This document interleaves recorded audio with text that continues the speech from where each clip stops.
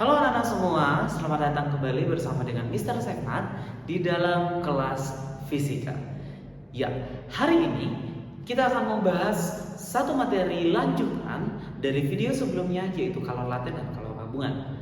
Namun sebelum daripada itu, ada satu hal yang perlu untuk Mr. tekankan menyangkut dengan kalor gabungan sendiri. Ya, dan nanti hari ini kita akan bahas lagi tentang kalor, tetapi dalam konsep yang baru, yaitu disebut sebagai asas Black sendiri.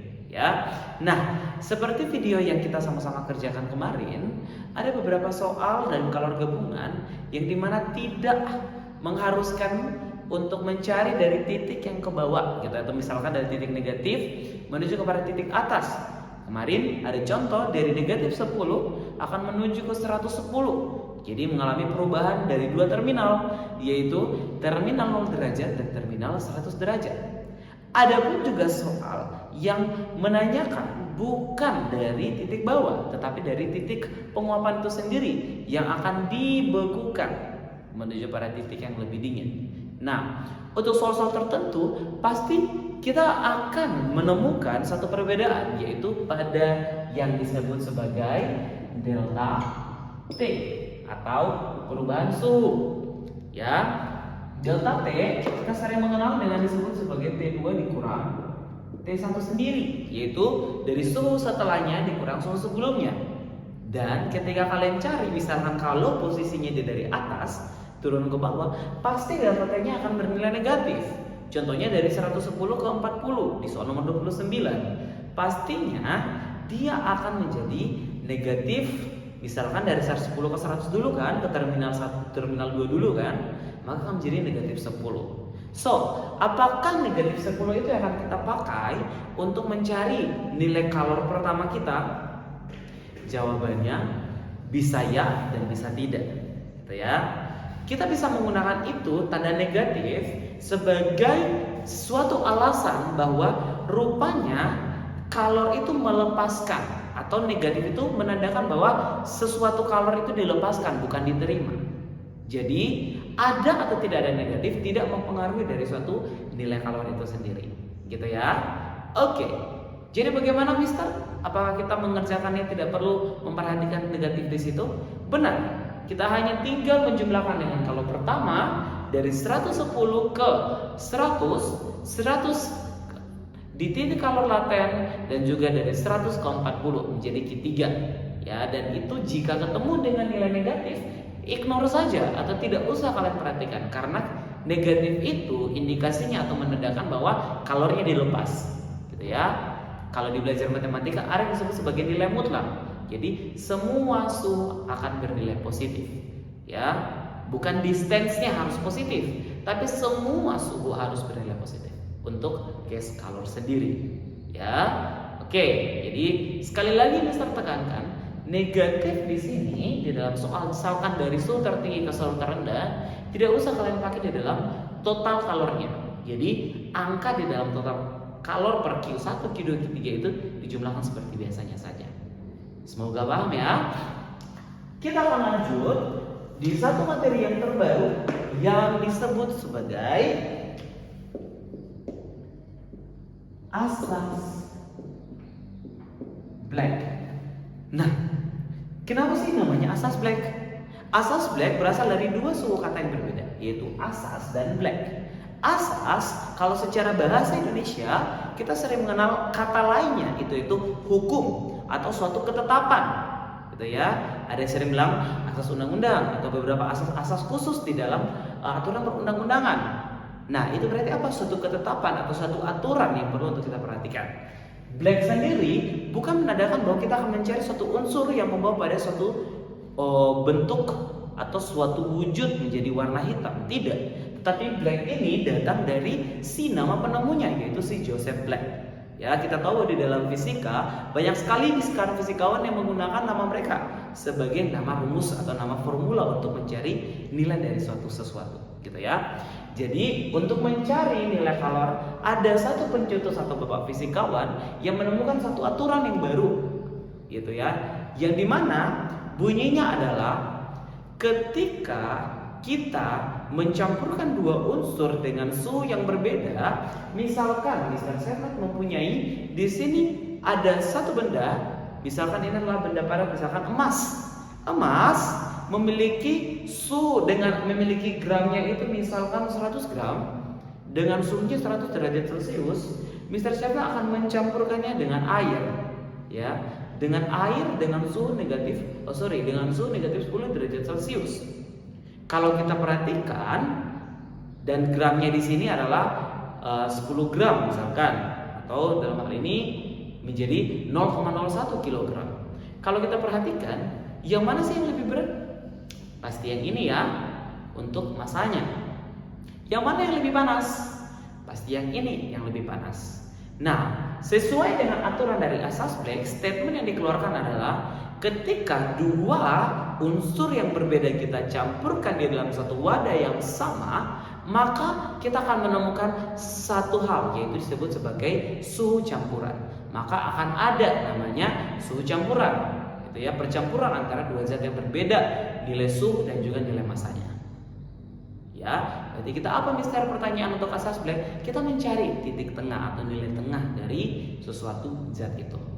Ya, sehingga Bapak Black ini mengatakan bahwa ketika si suhu panas dan suhu yang dingin bertemu, maka mereka akan memiliki suhu tengah atau suhu yang seimbang. Keseimbangan itu yang perlu.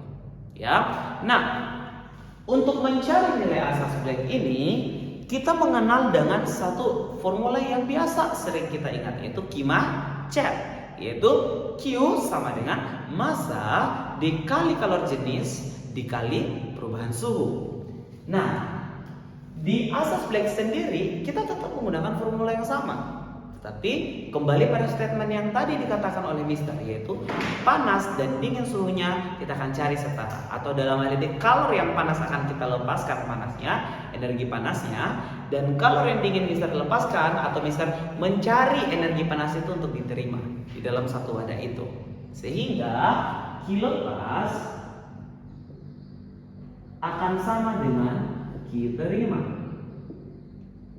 Q itu apa? Kalor. Berarti kalor lepas akan sama juga dengan nilai kalor terima ketika kita campurkan ke dalam satu wadah yang sama. Ya. Dan ketika kita turunkan value-nya, Q itu adalah massa dikali perubahan suhu dikali kalor jenis dikali perubahan suhu sama dengan massa juga dikali kalor jenis dikali perubahan suhu. Sedikit berbeda di sini adalah di titik perubahan suhunya. Karena kita mau mencari suhu campuran, maka yang kita cari adalah massa dari benda yang pertama, kalor jenis dari benda yang pertama, dalam hal ini benda yang memiliki panas atau memiliki suhu yang tertinggi, dan juga perubahan suhunya adalah dari suhu tertinggi yaitu T1 kita kurangkan dengan suhu campuran atau TC. Konsepnya adalah dia akan setara dengan massa dari benda kedua, ya, atau dalam hal ini adalah benda yang memiliki suhu lebih rendah dikalikan dengan kalor jenis benda tersebut dikalikan dengan perubahan suhunya atau nilai tengahnya, di mana di situ adalah TC dikurang T2. Kok bisa ada perbedaan antara T1 dikurang TC dan juga TC dikurang T2? Apa yang menjadi perbedaannya? Ingat konsep yang tadi bisa jelaskan bahwa kita mencari nilai suhunya itu harus positif. Oke, nilai negatifnya apa? Menandakan bahwa dia melepas atau menerima kalor. Ya. Oke, berarti bagaimana Mister? Berarti TC itu gimana cara kita melihat konsepnya? Bisa coba membuat analogi seperti ini. Kita memiliki suhu yang tadi kata Mister adalah satu benda yang memiliki suhu 80 derajat Celcius. Dan ada satu benda yang lain yaitu tadi besi tadi 80 derajat Celcius. Si air dia punya negatif 10 derajat Celcius. Berarti TC itu adalah dicampurkan. Ketika kita campurkan, pasti kita akan dapat suhu tengahnya. Maka inilah misalkan daerah inilah yang disebut sebagai daerah atau akan ada value di dalamnya atau TC-nya akan berada di sini.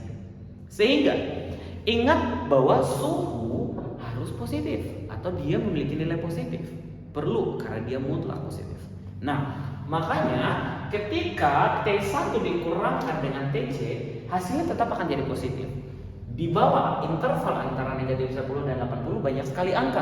Misalkan Mister ambil adalah 20. Maka T1 kita adalah suhu tertinggi yaitu 80 dikurang 20, tetap hasilnya positif 60. Berbanding terbalik jika Mister ambilnya duluannya di sini adalah TC, bukan T1. Maka 20 dikurang 80 pasti akan jadi negatif. Ya. Oke. Ya, berarti apa? T1 dikurang TC. Begitupun juga di sini. Ketika kita lihat urutan dari atas, TC berada di urutan kedua, sehingga TC dikurang T2-nya. Berbeda dengan kalor biasa. Kalau kalor biasa adalah suhu akhir dikurang suhu awal. Kalau di sini suhu tertinggi dikurang suhu terendah. Ya. Oke, ini konsepnya yang perlu untuk kita perhatikan. Nah, dari konsep ini akan kita pakai. Misal coba untuk membuat lebih kecil volumenya sehingga kita mendapatkan banyak ruang untuk membahas soal. Nah, maka Q selepas sama dengan Q terima massa 1 dikali C1 dikali T1 dikurang T2 T1 dikurang TC sama dengan massa 2 dikali C2 atau dari benda yang memiliki suhu rendah dikali dengan titik campur dan T2 yaitu suhu terendah. Dengan catatan T1 di sini adalah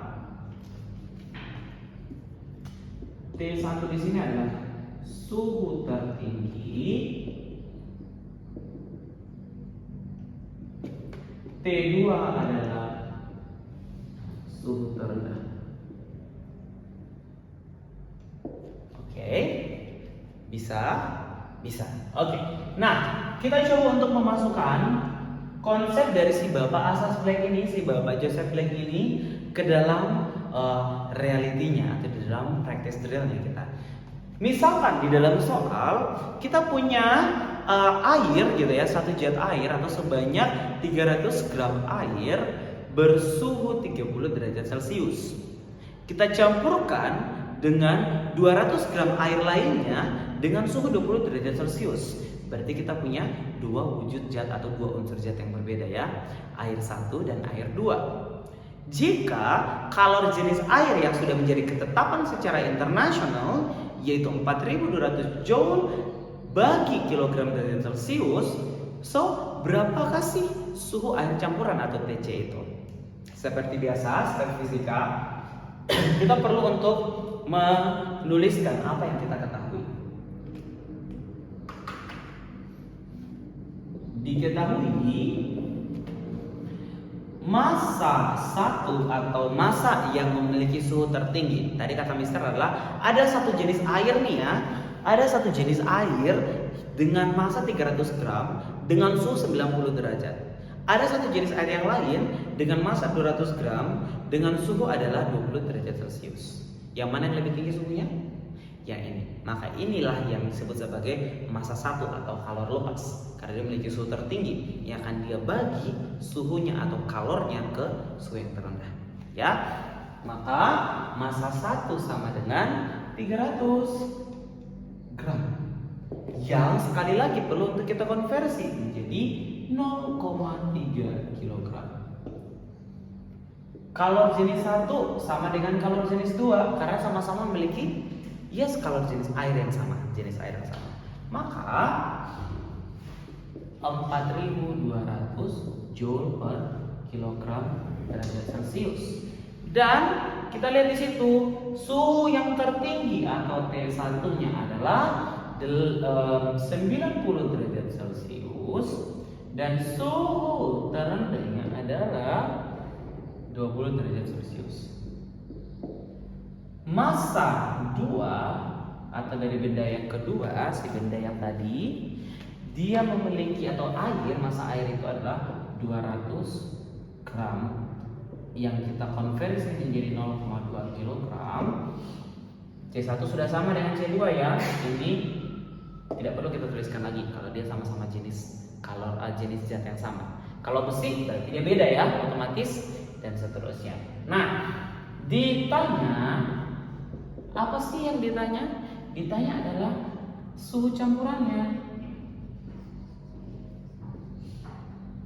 atau si TC itu yang kita cari. Nah, kita mulai dengan dijawab. Kita tulis formulanya. Q lepas sama dengan Q terima. M1 dikali C1 dikali T1 dikurang TC akan sama dengan massa 2 dikali kalor jenis 2 dikali TC dikurang T2. Masukkan kembali yang apa yang kita ketahui.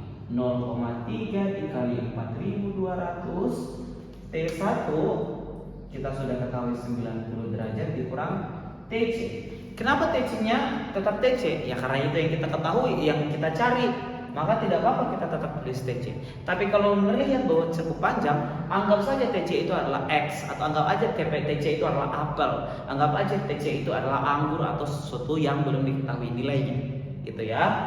Sama dengan massa 2 adalah 0,2 dikalikan dengan kalor jenis yang kedua juga air, TC dikurang suhu terendah yaitu 20 derajat.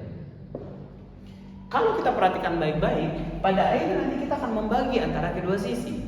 Sehingga ketika kita melihat sesuatu yang sama, kalor jenis yang sama, tidak perlu untuk kita capek-capek untuk mengerjakan atau mengalihkan dengan si bagian kiri ataupun bagian kanannya. 4200. Ini case tertentu, tidak bisa digunakan untuk semua jika kecuali gitu ya, si zat A dan zat B, zat A yang memiliki suhu tinggi dan zat B yang memiliki suhu rendah adalah sama-sama wujud zat yang sama, atau air dan air, besi dan besi, kapas dan kapas, dan seterusnya.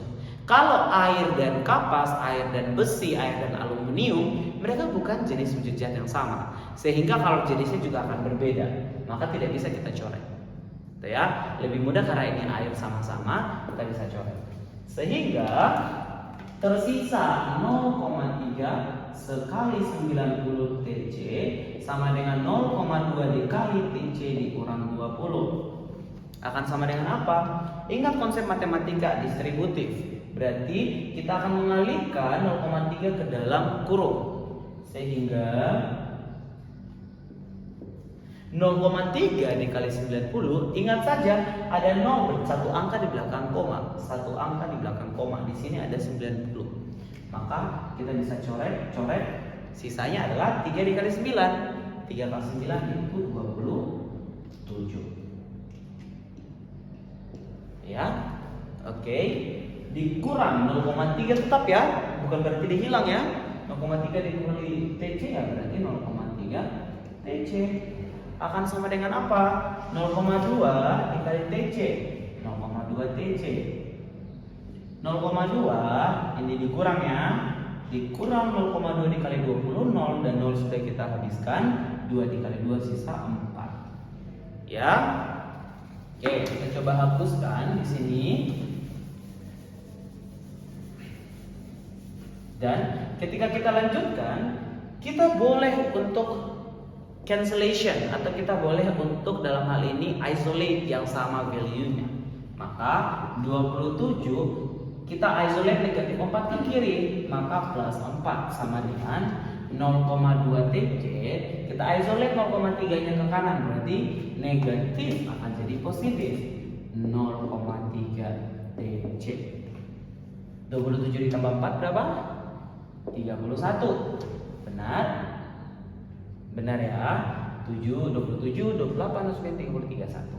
Sama dengan 0,2 dan 0,3 menjadi 0,5 TC. Si TC ini ingat konsep Easter. Ketika kita mencari TC, kita tutup sesuatu yang itu. Berarti apa? Kiri bagi kanan, kiri bagi kanan, kiri bagi kanan. Maka TC akan sama dengan 31 membagi 0,5. Oke? Kalau 0,5 kita bisa hilangkan nolnya dengan catatan di atasnya kita akan menambahkan 1 nol. Berbanding terbalik ya, kalau misalkan di sini adalah 31 per 50 atau 310 per 50. Maka kalau dia nolnya di belakang, kita tidak bisa menambahkan coret dan menambahkan. Karena ini adalah konsep pembagian biasa. Maka ketika kita coret, di atas juga akan kita coret. Gitu ya. Posisi nolnya kalau di depan baru bisa kita tambahkan. Kalau nolnya di belakang berarti kita harus cancel. Gitu ya. Karena kita sudah coret itu berarti sisa 310 bagi 5 TC. Maka TC adalah 300 dibagi 5 adalah berapa? 310 bagi 5 62.